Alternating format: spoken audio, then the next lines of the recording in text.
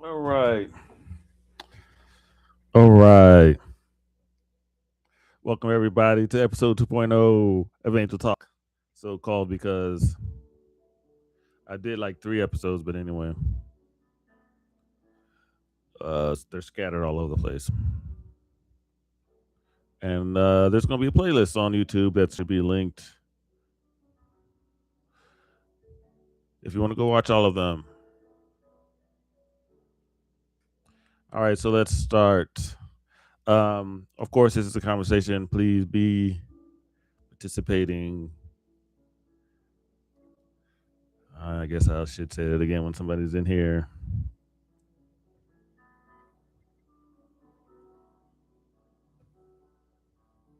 And let's get started.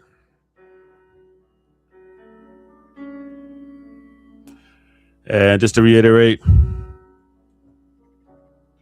how this works is I'll be reading some quotes from Marshall Summers' book called The Secrets of Heaven. And then I'll probably pontificate on them for a little bit. And then move on to the next.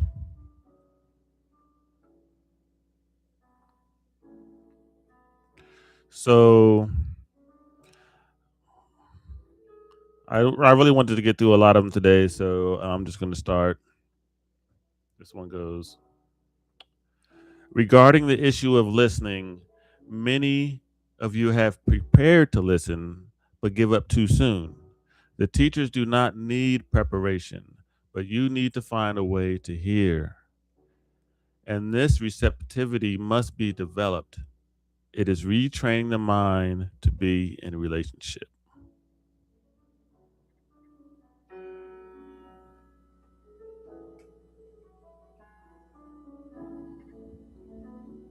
So, sounds like the onus is on us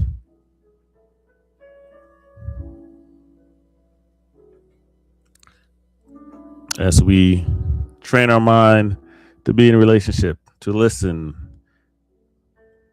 He who has ears, let them hear. Right? So, how do we hear? Well, we attempt to hear and we keep going until we do. Meaning, don't give up too soon. It says, you need to find a way to hear, and this receptivity must be developed.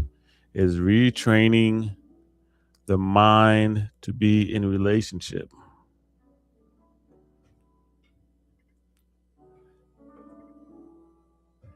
The next one says, there are many wonderful delays on your journey, but they are not wonderful because they are delays.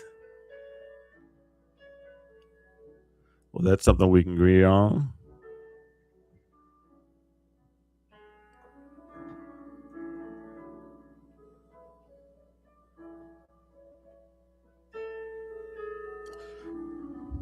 So that's been my anchor going forward. Just keep pushing, you know? Keep going. Keep working at it. Whatever you're trying to do, you know?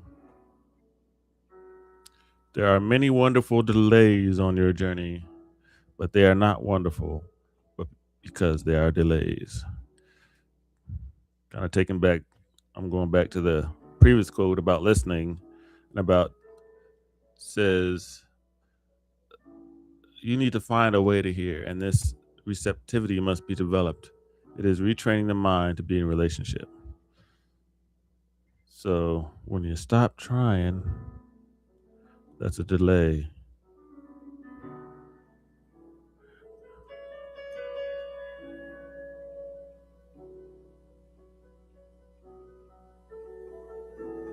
Let's go to the next one. Getting the call. I'm calling back because I want to get to this one here. How'd this one go?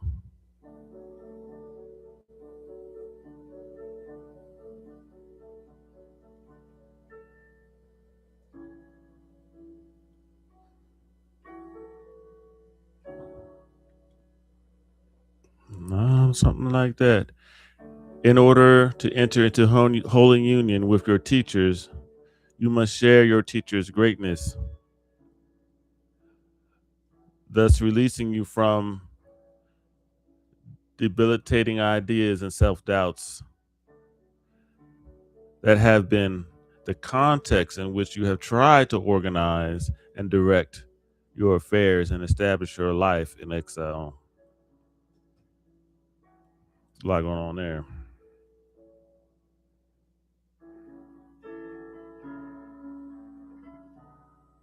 In order to enter into holy union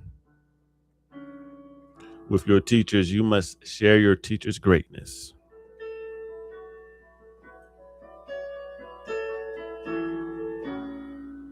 Thus, releasing you from the debilitating ideas and self doubts that have been the context in which you have tried to organize and direct your affairs and establish your life in exile. And I've noticed a theme so far in this. So in this book, and like I said, this book is a book of quotes from angels. Right, that's its premise.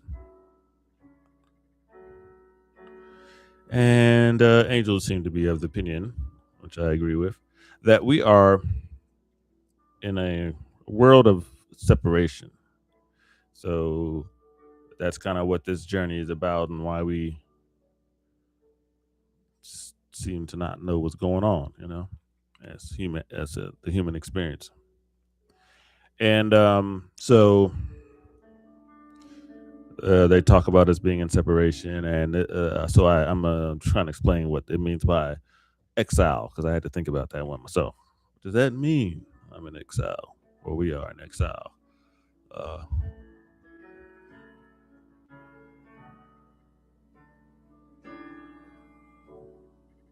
so, in order to enter into holy union with your teachers, you must share in their greatness. I did a long talk about this in one of the episodes, not the one that's on YouTube right now. So I'll have to find it. I think it's on my phone. What does it mean to share in your teacher's greatness? Well, the first thought that came today was to get on their vibe, get on their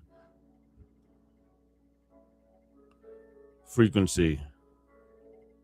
Because you see it, and then it goes into all this stuff about self doubts and in the context that we operate in on Earth. Generally, and it's basically limiting viewpoint of ourselves and our place in the universe. But our teachers don't feel that way.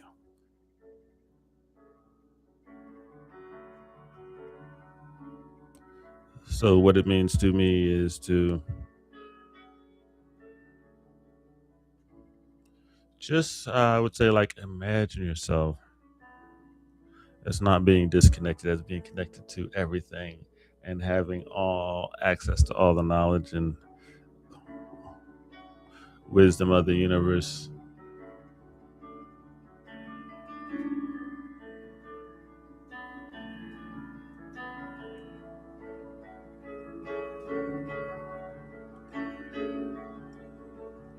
Or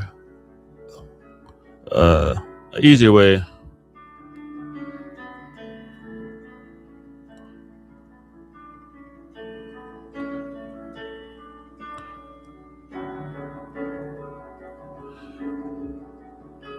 is to imagine that you are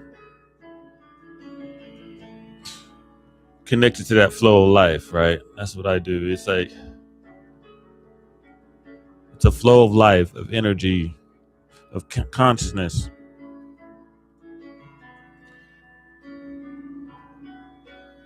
So it's not like I sit and imagine myself as some kind of great being that has it all figured out. But I do imagine myself in communication in this holy union. It's like, okay, I obviously don't have all that in my brain, else my life would be different.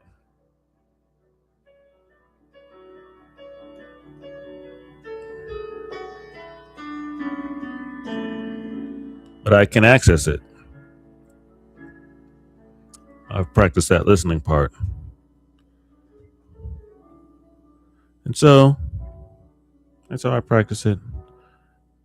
I believe I have access, I have connection, so and then just listen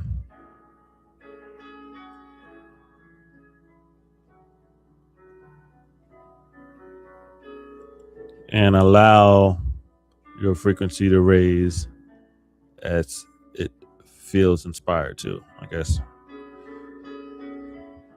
Don't resist the greatness. All right, what's the next one? I gotta go. You cannot reach God directly without joining in holy relationships.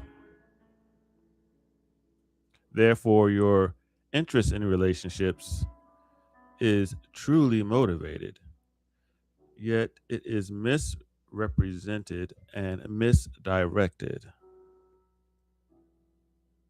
You feel the impulse, but you do not know where it comes from.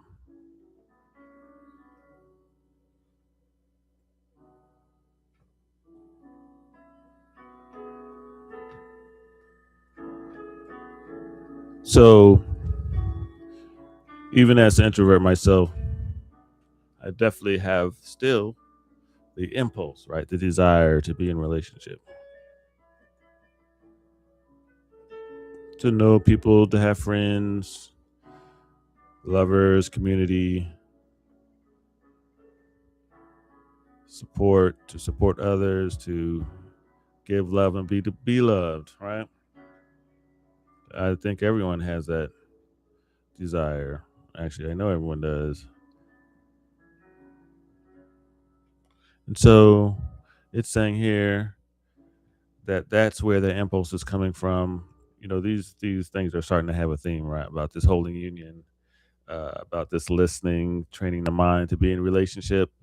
And so I really wanted to get to those three before I have to go and do live. But it's saying, I'll read that again. You cannot reach God directly without joining in holy relationships. Therefore, your interest in relationships is truly motivated, yet it is misrepresented and misdirected. You feel the impulse, but you do not know where it comes from.